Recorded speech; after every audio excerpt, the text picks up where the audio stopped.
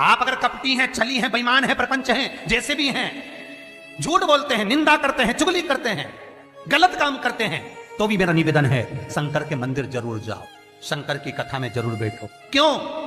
एक मंदिर के दरवाजे पर लिखा हुआ था, अगर आपका मन गंदा है तो मंदिर जरूर आना, मंदिर जरूर आना। किसी ने पूछा, गुरुदेव ये मंदिर के दरवाजे पर लिखा है कि मन गंदा है तो मंदिर जरूर जाओ, उसका कारण क्या है? हमने कहा कारण केवल इतना सा है, बच्चा नाली में गिरता है, बच्चा धूल में गिरता है, बच्चा रज में गिरता है, बच्चा कीचड़ में गिरता है तो पड़ोसी साफ नहीं करता। उस बच्चे को अगर गंदगी हो गई है, बच्चे गंदगी में आ गया तो उसको कोई पड़ोसी साफ नहीं करेगा, उसको कोई पड़ोसन साफ नहीं करेगी, उसको देवरानी जेठानी साफ नहीं करेगी। बच्चा अगर कीचड़ में गिरा है तो उसको उसकी मां और बाप ही साफ करेंगे। उसी तरह मन गंदा हो गया, चित्तवृत्ति खराब हो गई तो मेरे ये बाप के पास जाओ, मेरी ये माता के पास जाओ, और ये मेरा बाप, ये मेरी मां तुम्हारी जीवन की गंदगी को समाप्त कर दे। दुख आया, तकलीफ आई, कष्ट आया, रोग आई, बीमारी आई, तकलीफ हुई है, कहीं मत जाना, ये मेरे माँ बाप के पास जाना, शंकर और पार्वती के पास, उमा महेश्वर के पास जाना, ध्रुमा ध्रुमावती के पास जाना, कमल कमला के पास जाना, तारा तारेश्वर के पास जाना, भोले शंकर के पास जाना। जब मेरा शंभु मिलेगा तो ये सारी गंदगियां मिटा देगा। रोग समाप्त। अकाल मृत्यु हो मरे जो काम करे चंडाल का, काल उसका क्या बिगाड़े जो भक्त हो महाकाल का। वो देगा, छप्पर फाड़ कर देगा।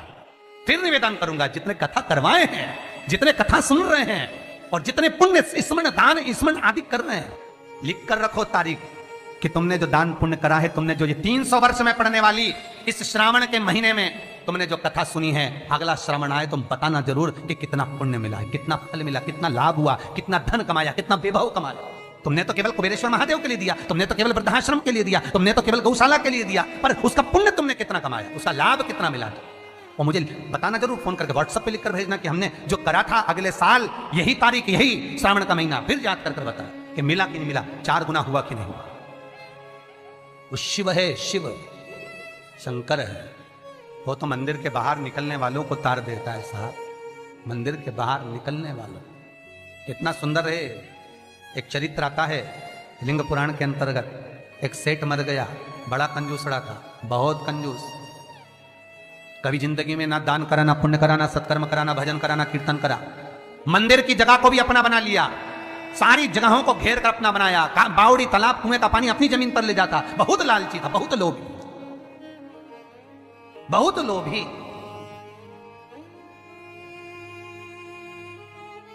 बस उसने अपनी पत्नी से एक बात कही थी कि मैं मरूं तो इतना सा करना, एक इतना सा काम करना कि किसी शंकर के मंदिर के बाहर कचरा पड़ा हो, धूल पड़ी हो, मट्टी पड़ी हो, उसको लाकर मेरे शरीर पर डाल दे, बस, और कुछ मत। पत्नी हमेशा पति से कहती थी, तुम कभी दान पुण्य नहीं करे, इस गांव में तुमने कोई अच्छा काम नहीं करा, तुम्हारे शरीर को उठाने वाला तक नहीं मिलेगा, बच्चे हैं नहीं, तुम्हारा अंतिम संस्कार कौन करेगा। पति कहता है बस तुझसे जो कहा वो करना, और कोई दान नहीं, कोई पुण्य नहीं, कोई सत्कर्म नहीं, कुछ भी मत करना। पैसा जोड़ जोड़ के मर गया। इतना सा कह गया, मरूं तो मंदिर के बाहर, शंकर के मंदिर के बाहर की मिट्टी, रज, कचरा शरीर पे डाल देना। कोई गांव के लोग नहीं आए महाराज, पत्नी गई, केवल मिट्टी लाकर शरीर पे डाल दी। लिंग पुराण कहती है भगवान शंकर के गण स्वयं नीचे आए, गांव के लोगों का रूप रख लिया, उसका अर्थी तैयार करी, शिवधाम अर्थात शमशान लेकर गए। तो पत्नी पूछती है तुम कौन हो? गांव के लोग तो आए नहीं, तुम हो कौन? शिव के गण कहते हैं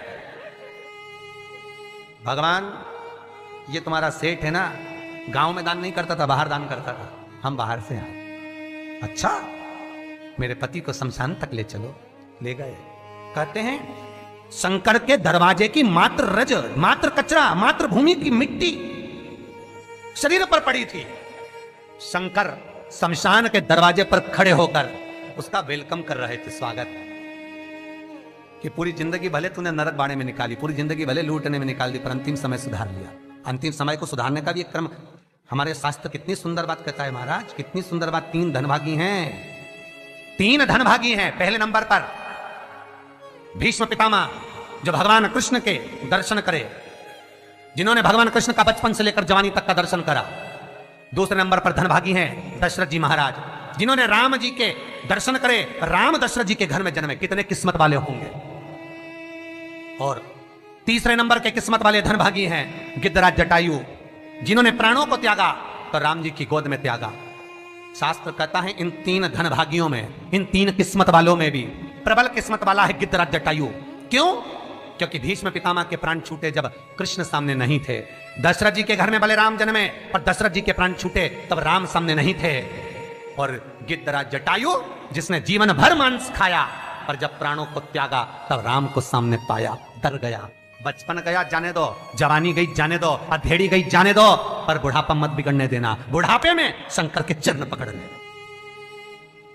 शिव के चरणारविंद पकड़ना, मैं कहीं नहीं जाऊंगा। बीमारी भी दी है तो तूने दी है, सही करेगा तो तुम्ही ने दर्द दिया है, तुम ही दवा दो। मृत्युंजय है तू, जगत का भोलानाथ है तू, सबसे ऊंचा तू ही बैठता है। जहां दुनिया समाप्त हो जाती है वहां से तेरी शुरुआत होती है। लोगों का जहां एंड होता है शमशान, वहां से वो शुरू होता है। जहां दुनिया का एंड है वहां से तू शुरू है। तो तू साधारण नहीं हो सकता भोलेनाथ। अगर मेरे चरण में कष्ट आया है तो तू सही करेगा, मुझे विश्वास है। भरोसा रखना। रोज शंकर के मंदिर के दरवाजे पर बैठकर शंकर पर 5 बेलपत्र चढ़ाकर, 1 बेलपत्र उठाकर चबा चबा के उसके ही दरवाजे पर खा। घुटने भी सही कर देगा, शरीर भी करेगा। बस उस पर विश्वास, उस पर भरोसा। बस शंकर है और मुझे पूर्णता विश्वास है कि वो मुझे हारने नहीं देगा। तो नहीं हारने देगा, नहीं। वो जीतने का लक्ष्य तत्व शिव ही दे सकता है, दूसरा नहीं। शंकर के सिवा कोई नहीं हो सकता महाराज।